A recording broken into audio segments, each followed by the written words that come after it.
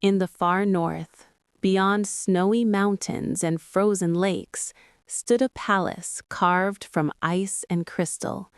It was beautiful. It was shining. It was silent. This was the kingdom of Frostreach, ruled by a princess no one had ever seen smile.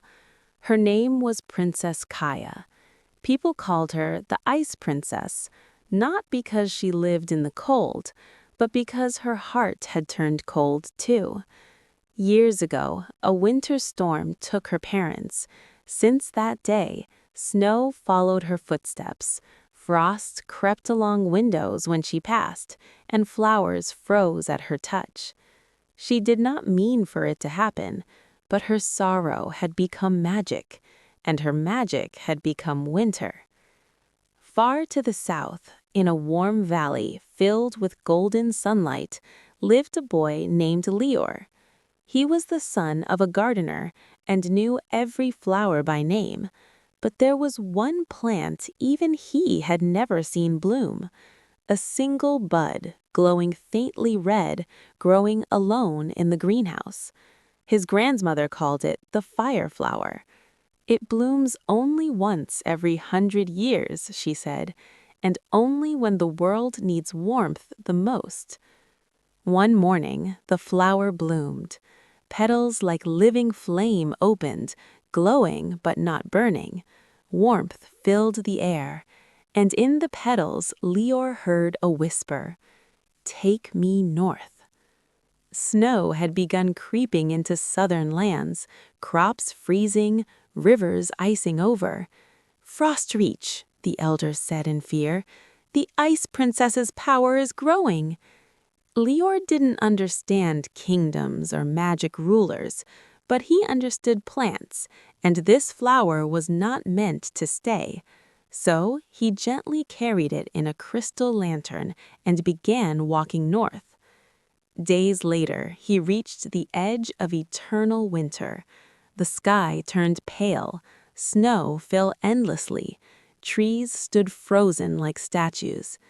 In the distance, the ice palace shimmered like a frozen star. Guards stopped him. "No one approaches the Ice Princess." "I'm not here for her," he said. "I'm here for the winter." They laughed until they felt the warmth coming from the lantern. The snow near his feet melted. They let him pass.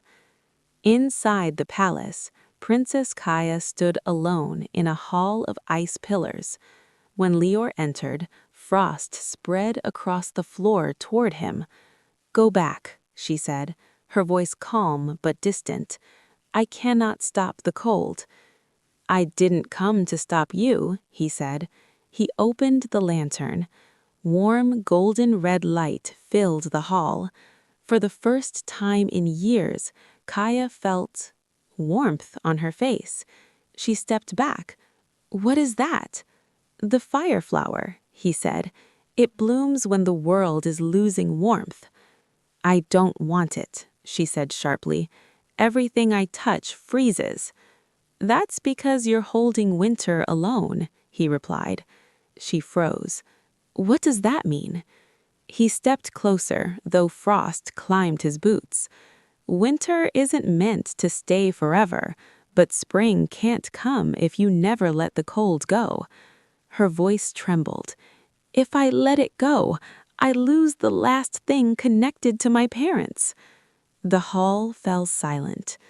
Lior placed the flower between them.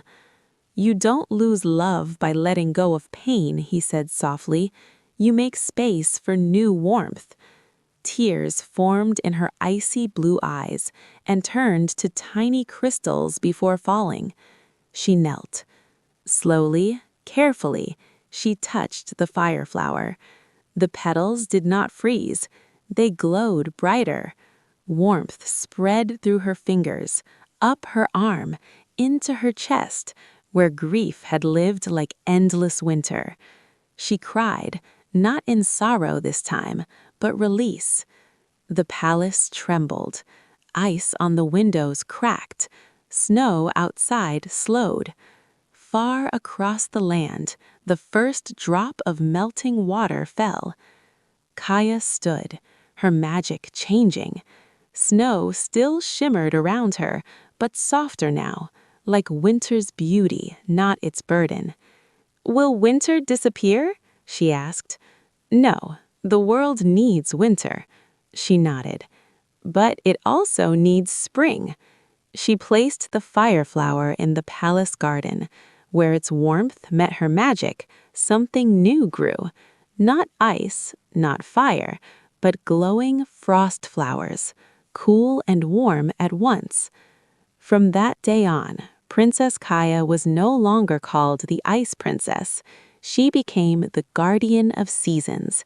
And each year when winter came, it was gentle, because one girl learned that a frozen heart can bloom again when it lets warmth in.